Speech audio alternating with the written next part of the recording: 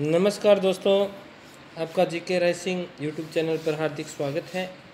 हम पढ़ने जा रहे हैं सूर्यमल मिश्रण, जो सेकंड ग्रेड में आपके प्रथम 20 लगते हैं वीर सत्सई के। तो कुछ महत्वपूर्ण प्रश्नों के बारे में, जैसे इनका नाम पूछ ले तो रविमल था। जन्म के बारे में विवादित रहा है, परंतु ज़्यादातर जो आपको जन्म की डेट नहीं पूछेगा। फिर अगर इनकी जन्म के बारे में विवादित है तो ज़्यादा डेट के बारे में आपको पढ़ना ही नहीं है, ठीक है। फिर अगर बात करें इनके पिता के नाम की, तो चंडीदान इनके पिता का नाम था। भवाना बाई कुमारिया ये इनकी माता का नाम था। ये जोरावर सिंह की पुत्री थी और इनका जो गोत्र है वो मिश्रण है। जन्म स्थान ये बहुत बार पूछा जाता है, तो बूंदी से थे सूर्यमल मिश्रण। कहाँ से थे? बूंदी से थे। किस पंथ से या किस संप्रदाय से जुड़े हुए थे? तो ध्यान रखना, दादूपंथी संप्रदाय से ये जुड़े हुए हैं। तो इनके गुरु का नाम क्या है? स्वरूप दास जी, और दूसरा नाम है आसानंद जी। इनके 6 विवाह हुए थे। कितने? 6। तकड़ो ही आदमी हो, 6 ब्याह करे इकट्ठे ही। इनकी पत्नी का नाम दौला, सुरजा, विजयका, जस्सा, पुष्पा और गोविंदा, ये इनकी पत्नियों के नाम थे। 6 नाम थे, ठीक है। फिर बात करें, इनके पुत्र का नाम मुरारीदान था। इनके खुद का नहीं था, इन्होंने गोद लिया था, इसीलिए इनको दत्तक पुत्र कहा जाता है। और वो यही दत्तक पुत्र है जिन्होंने वंश भास्कर को क्या किया था? पूरा किया था। तो किसकी सलाह से, किसके आदेश से? तो ये जयपुर के थे महाराजा राम सिंह जी, इनकी आज्ञा से इनको पूरा किया था। तो शिष्यों की तो बहुत लंबी कतार है, तो आप देख लीजिएगा, ये इनके शिष्य हैं। यहाँ से प्रश्न बनने का चांसेज है। इनकी रचनाएं आपको याद करनी है। तो रचनाएं कौन कौन सी हैं? पहली वंश भास्कर है, दूसरी वलद विलास है, तीसरी छदोमुख है और वीर सत्सई है। अन्य रचनाओं में राम रंजांट है, सती रासो है, फुटकर कवित्व है और धातु रूपावली है। तो दोबारा याद करेंगे इनको। इनकी रचनाएं कौन कौन सी है? वंश भास्कर, जिसे मुरारीदान ने पूरी की। बलवंत विलास ये भी है। तीसरी छंदोमुख ये भी है। चौथी, जिसकी वजह से प्रसिद्ध हुए, जिनको हम पढ़ेंगे, वीर सत्सई, ठीक है। 5वीं राम रंजाट, ये बहुत बार प्रश्न पूछी गई है कि राम रंजाट रचना किसकी है? तो सूर्यमल मिश्रण की है। सतीरासो, फुटकर कवित्व सवैये और धातु रूपावली, ये इनकी रचनाएं हैं। यहाँ से प्रश्न बनने का चांसेज है। वीर सत्सई, तो कुल कितने दोहे हैं? सत्सई में वैसे 700 से ऊपर होते हैं, परंतु यहाँ 288 दोहे हैं। संवत, ये बहुत बार प्रश्न पूछा गया। इसकी रचना काल पूछा गया, कब हुआ था? 1914 में इसकी रचना हुई थी। किस भाषा में? राजस्थानी की 2 भाषाएं होती है, डिंगल और पिंगल, और जो पद्य भाग लिखा जाता है वो डिंगल में लिखा जाता है। इस शैली में जो वीर सत्सई लिखी गई है उसमें कौन सा गुण विद्यमान है? ओज। ओज का अर्थ होता है लड़ाई झगड़े करने वाला, टैवरण की ज़्यादा आवृत्ति होती है। और रस कौन सा है? वीर सत्सई। अलंकार कौन सा है? वेण सगाई अलंकार का प्रयोग है। राजस्थानी का बहुत ही प्रसिद्ध अलंकार है वेण सगाई। और वेण सगाई अलंकार की क्या विशेषता है अपन आगे पढ़ेंगे, बताऊंगा आपको क्या विशेषता है। चलिए तो पहला प्रश्न यहीं से बन जाएगा कि वीर सत्सई की जो शुरुआत की गई है वो किस अलंकार से या किस दोहे से, किसकी स्तुति की गई है? तो पूछ लेगा सरस्वती की, गणेश जी की, या पीछे अपने पढ़े थे बिहारी जी में राधा की थी। तो ध्यान रखना, ये सर्वप्रथम गणेश जी महाराज को मनाते हैं।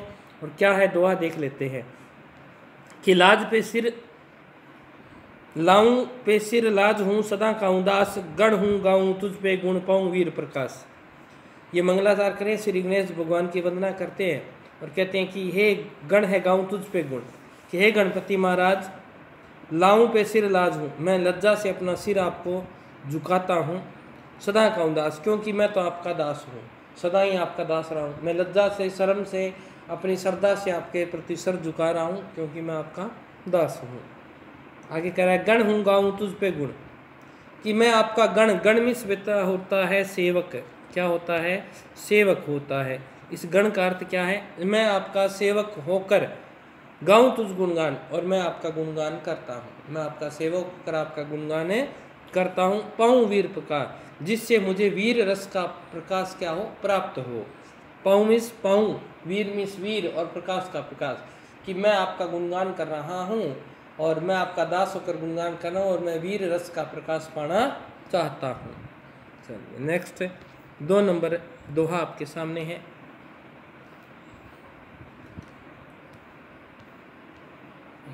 छुट्टी की होगी आनी और जानी अतुल। आनी मीन्स होता है आना, जानी मीन्स होता है जाने वाला, अतुल होता है अपार। अतुल क्या होता है? अपार। गानी करण अगूढ़, अगूढ़ होता है अस्पष्ट। अगूढ़ को क्या बोल सकते हो? स्पष्ट बोल सकते हो। क्या होता है? स्पष्ट होता है। ठीक है। बाणी, बाणी जगरानी, बाणी मीन्स होता है बोलने की देवी। कौन सी है? माँ सरस्वती की यहाँ बात की गई है। मैं चिंतानी, मूड, मूड मीन्स होता है अज्ञानी। तो सूर्यमल मिश्रण कहते हैं कि मैं हानि अर्जानी अतुल, मैंने अपने हृदय से वाणी का कई बार आह्वान किया। आणी उर्जानी अतुल, गाणी करण अगूढ़, यानी मैंने अपने हृदय से कई बार माँ सरस्वती का आह्वान किया, परंतु हर बार आणी उर्जानी अतुल, यानी हर बार मुझे उसकी अतुल महिमा ही पाई है। कि जितनी बार भी मैंने माँ सरस्वती को जानने का प्रयास किया, जितनी बार मैंने वाणी का आह्वान किया, उतनी बार ही मैंने हर बार माँ की अतुल महिमा पाई है। ठीक है। मैं चिंतानी मूड, उसके रूप को स्पष्ट करने के लिए गानी करण अगूढ़, और मैंने उसके रूप को स्पष्ट करने के लिए अनेक बार गाया है। ठीक है। अब आगे क्या कह रहा है? वाणी जगरानी वाली मैं चिंतानी मूड, और अब मैं संसार स्वामिनी वाणी को मेरे मुख में पुनः चिंतन किया है। आज मैंने फिर माँ सरस्वती का दोबारा चिंतन किया है, दोबारा माँ को बुलाया है। तो इस दोहे में माँ सरस्वती की वंदना की गई है। तो यहाँ पर बताने योग्य जो बात थी कि माँ को उसने कई बार बुलाया, वाणी का आह्वान किया, परंतु वो बातें स्पष्ट नहीं हो पाई, हर बार उसकी अतुल महिमा आई। ठीक है। और माँ का अस्पष्ट गान किया, संसार रूपी वाणी को आज मैंने दोबारा क्या किया है? चिंतन किया है। दूसरे पेरे का ये अर्थ है। फिर है वेण सगाई वालिया पखीजे रसपोस, वीर उतासन बोल में दिसे हके न दोष। वेण सगाई जो अलंकार होता है उसकी खास बात क्या होती है?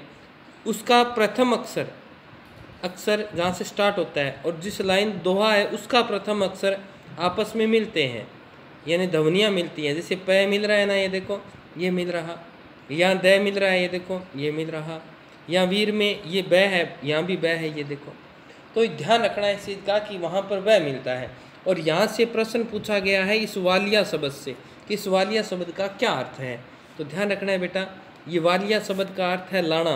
वालिया शब्द का अर्थ क्या है? लाना। और ये पेपर में आपके पूछा गया प्रश्न है। वेण सगाई वालिये पखीजे रसपोस, वीर उतासन, उतासन अग्नि को बोलते हैं ना, जिसे हेक न दोष।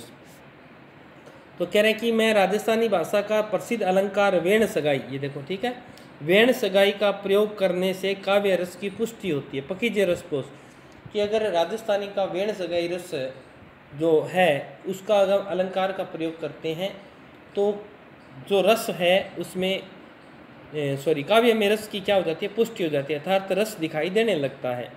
वीर उतासन बोल में, परंतु वीर रस के काव्य में यदि दिसे हेक न दोष, अगर वीर रस के काव्य में अगर नियम का पालन नहीं हो, दिसे हेक न दोष का मतलब है नियम का पालन नहीं हो तो भी काव्य रस का एक दोष भी दिखाई नहीं पड़ता, अर्थात बिना वेण सगाई के काव्य में रस की पुष्टि हो जाती है।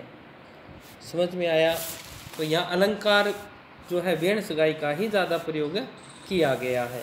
दोबारा बता देते हैं, इसमें कभी नहीं ये कहा है वेण सगाई वालिया कि हे राजस्थानी भाषा का प्रसिद्ध वेण सगाई अलंकार का प्रयोग मैं करने जा रहा हूँ, ला रहा हूँ। वालिया शब्द पूछा था, वालिया का अर्थ होता है लाना। पखीजे रसपोस, कि वेण सगाई रस का प्रयोग करने से काव्य में रस की पुष्टि होती है। पखीजे मीन्स उपजता है, रस मीन्स रस, पोस मीन्स पोस, यानी काव्य के अंदर रस की पुष्टि होती है। वीर उतासन बोल में, कि जिस प्रकार वीरों का उतासन में वीरों की जो वाणी होती है इसमें अग्नि होती है, उसी प्रकार वेण सगाई रस में वीर रस की उत्पत्ति हो जाती है और इसमें कोई भी दोष दिखाई नहीं देता। दिसे हेक न दोष, इसमें कोई भी दोष दिखाई नहीं देता अगर वीर रस के अंदर आप रचना करने जा रहे हो तो। ठीक है बेटा, चलिए नेक्स्ट है, जल्दी जल्दी करेंगे। ये भी आपके पेपर में पूछा गया है, ये सन पूछा है कि वीर सस्य की रचना कब हुई थी, तो मैंने पहले ही बता दिया 1914 में हुई है। 1914 के अंदर इसकी रचना हो गई थी।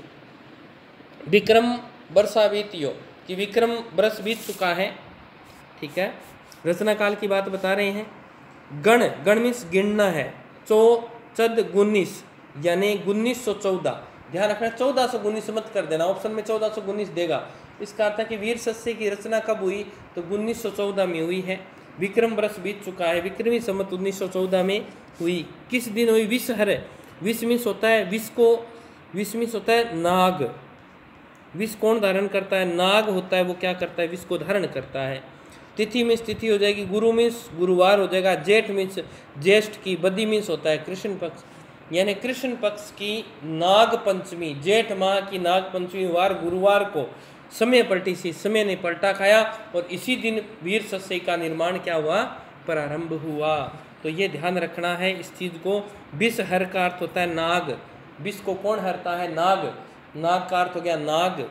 तिथि मीन्स तिथि हो जाएगी, गुरु मीन्स गुरुवार हो जाएगा, जेठ मीन्स हो जाएगा जेठ का महीना, और बदी मीन्स हो जाएगा क्या? बदी मीन्स होता है अंधेर पंख, कृष्ण पक्ष। तो जेठ माह का कृष्ण पक्ष था, वार गुरुवार था, नाग पंचमी के दिन मैंने इसको लिखना प्रारंभ किया है। तो ये प्रश्न पूछा गया, कब लिखा था? 1914 में। नेक्स्ट 5 नंबर है, इक डंकी गिण इकरी भूले कुल स्वभाव, सूरा आलस एस में अकज गुमाई लाव। इक डंकी, ध्यान रखना इक डंकी शब्द का यहाँ पर क्या अर्थ है तो बता देता हूँ। इक डंकी का मतलब एक छत्र राज। जब ये रचना की जा रही थी 1914, मतलब एक छत्र राज किसका था? अंग्रेजों का था। तो पूछ सकता है इक डंकी का अर्थ क्या है, तो ब्रिटिश सरकार के लिए आया है। ठीक है।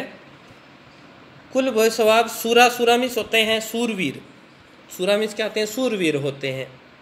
अकज मीन्स होता है व्यर्थ, यहाँ लिख रहा हूँ मैं व्यर्थ, लिख लीजिएगा अर्थ। यहाँ मेरे मोबाइल की डिस्प्ले खराब हो रही है, लिख नहीं पा रहा हूँ, तो ध्यान रखेंगे। अकज का अर्थ क्या होता है? व्यर्थ होता है। गुमाई मीन्स गुमा दी है। आव मीन्स आयु, इस आव का अर्थ क्या है? आयु है। तो आप लिख लीजिएगा, जैसे मैं बोल रहा हूँ वैसे इनके वर्ड मीनिंग लिख लेना। ठीक है। तो यहाँ क्या कह रहा है कि एक डंगी गिण एकरी, 1914 से बात करें, एक समय ऐसा था जब किसी का एक पत्ते यानी एक आधिपत्य स्वीकार था, भूले कुल स्वभाव, और उस समय सभी सूरवीर जो थे अपने कुल को स्वभाव भूल चुके थे। सूरा आलस में सूरवीर आलस, और एस में ऐशो आराम में अकज गुमाई आप, अपनी आयु को व्यर्थ ही खो रहे थे। कहने का अर्थ है कि यहाँ जब ब्रिटिश सरकार का राज था तो जो सूरवीर थे वो अपने कुल के स्वभाव को भूल चुके थे कि हमने आज तक किसी की दास्तां स्वीकार नहीं की, और वो पूरे आलस और ऐश में और अपनी आयु को यहाँ क्या कर रहे थे? व्यर्थ ही गुमा रहे थे, अर्थात व्यर्थ कर रहे थे। नेक्स्ट क्वेश्चन, इक वेला रजपूत वे रजस गुण रंजाट, ये रंजाट वाला भी प्रश्न पूछा गया है, ये भी ध्यान रखेंगे। रंजाट शब्द का अर्थ क्या है तो मैं एक एक का बता दूंगा। सुमरन लगा वीर सब वीर रो कुलवाट। रंजाट शब्द का अर्थ होता है बेटा रंगे हुए, रंजाट रंगे हुए। मैं लिखने का प्रयास कर रहा हूँ, अगर लिखा जाएगा तो रंगे हुए, डिस्प्ले खराब है थोड़ी सी मोबाइल की। रंगे हुए तो क्या कहना चाह रहा है? एक वेला कि एक समय ऐसा था, कैसा? रजस और गुण रंजाट, कि सभी जो राजपूत थे वो रजोगुण में क्या थे? रजस में होता है रजोगुण, रजोगुण में अनुरक्त थे। सुमरन लगा वीर सब वीरारो कुलवार, कि सभी लोग जो वीर थे, राजपूत जो वीर थे वो सभी क्या थे? रजोगुण में व्याप्त थे, सभी ऐशो आराम में थे। तो सभी लोग अपना क्या भूल गए थे? रंग में रंगे हुए थे। किसके? राजसी राज ठाट परिवार ऐशो आराम ले रहे थे। तो सुमरन, उसी समय कौन सुमरन करने लगे? यहाँ की जनता सुमरन लगा वीर, वीरों के स्वभाव, जो वीरों का कुल था, कुल मीन्स वंश, ठीक है ना, कुलवाट दिया ना यहाँ पे, इसका अर्थ कुलवाट मीन्स मार्ग, ठीक है। वीरों के परंपरागत कुल मार्ग का स्मरण करने लगे थे यहाँ के लोग कि कोई आए और हमें अंग्रेजों की दास्ता से आज़ाद करे। नेक्स्ट क्वेश्चन देखते हैं, 7 नंबर दुआ है। सत से ही दोहा में ही मिश्रण सूरजमल जपे बड़खानी जठे कुंवर कायर साल। तो यहाँ से भी प्रश्न आया हुआ है, ये लाइन पूछी गई थी 2010 में, कुंवर कायरा साल कि सत से ही दोहा में ही। अब सूर्यमल मिश्रण जी कह रहे हैं कि इस प्रकार से मैं बीत रहा था कि सूर्यमल मिश्रण दोहा में ही वीर सस्य का उच्चारण करते हैं। मिश्रण सूरजमल, सूरजमल दोहा में ही जो वीर सस्य है उसका उच्चारण करते हैं। जफे बड़खानी, और इसका उच्चारण जो सुनता है, ठीक है, सुने कायर साल, वो क्या होते हैं? जो इसका उच्चारण सुनते हैं, जो वीर सुनते हैं ना, तो वीर तो क्या होते हैं, उठ खड़े होते हैं, उनमें जोश आ जाता है वीर सत्सई को, और सुने कायर से, और जो कायर लोग सुनते हैं ना उनके कांटे की तरह चुभती है। क्या वीर सत्सई, यहाँ पूछा था साल का अर्थ क्या है, तो यहाँ साल का अर्थ है कांटा, कांटा जो होता है ना कांटा, उसका अर्थ दिया है। तो यहाँ ये पूछा गया था। ध्यान रखना कि जब वीर सस्य का उच्चारण सूर्यमल जी मिश्रण करते हैं तो जफे बड़खानी जठे, यानी वीर बख्शणी है और सुनने पर कायरों के शल्य के समान है, तथा वह उनके हृदय को भेद देती है। कायरों के लिए कांटे के समान है ये, ठीक है ना। चलिए नेक्स्ट आगे 8 नंबर 2 है क्या, नथी रजोगुणी जरा नरा, वहाँ पूरो न उफाणे, उफाणे मीन्स उबलना, वे भी सुनता उपने वीर पियो प्रमाण।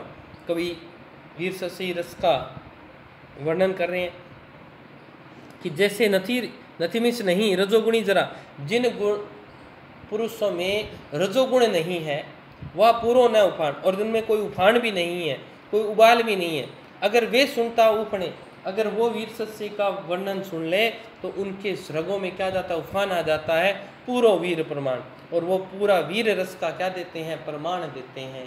तो इतनी है कि अगर वीर सस्य का वो गान ही सुन लेते हैं ना तो उनके नसों में ज्वार में युद्ध करने की इच्छा जागृत हो जाती है। नेक्स्ट देखें, जे दो ही पख उजला, जूजन पूरा जोध, सुनता वे वर्षो गुणा वीर पर। तो आपको यहाँ से प्रश्न पूछ सकता है दो पक्ष किसका वर्णन किया गया है, कृष्ण पक्ष राधा, जैसे कृष्ण पक्ष शुक्ल पक्ष इस तरह दे देगा। तो ध्यान रखना दो पक्ष का मतलब है, एक तो होता है मातृ पक्ष, माता का पक्ष, और एक होता है पितृ पक्ष, पिता की तरफ। तो कहता है कि जिनके दोनों पक्ष, ऐसे पुरुष की बात कर रहा है जुजनपुरा जोत, कि ऐसे पुरुष जिनके दोनों ही पक्ष यानी मातृ पक्ष हो चाहे पितृ पक्ष हो वो उज्जवल होने चाहिए। उज्जवल का मतलब उनके परिवार में कोई वीर होना चाहिए। जूजनपुरा जोध अर्थात युद्ध में पूर्ण रूप से जूझने वाला हो, उनका तो कहना ही क्या है। अगर वो वीर सत्सई को सुन ले तो क्या होगा, सुनता वे बड़ 100 गुणा, अगर वो वीर सत्सई को सुन ले तो उनका शौर्य 100 गुणा बढ़ जाता है। वीर प्रकाशन बोध, इसका वीर सत्सई का इतना प्रकाश है, इतना प्रभाव है कि इनका कोई वीर सुन ले इसको तो उसका जो प्रताप है वो 100 गुणा बढ़ जाता है। चलिए नेक्स्ट 10 नंबर है, दमंगल विच अपचोदियन वीर धनीरो धान, जीवन धन बाला जिको छोड़े जैर समान। बहुत गजब। कवि सूर्यमल मिश्रण जी कहते हैं कि दमंगल का मतलब होता है, यहाँ मैं वर्ड मीनिंग करवा दूँ थोड़े से आपको। दमंगल का अर्थ होता है युद्ध, ठीक है। अपचय यानी जो पचता नहीं है। वीर धनी मीन्स होता है आपका धनी मालिक, स्वामी, धनी का अर्थ क्या होगा, स्वामी।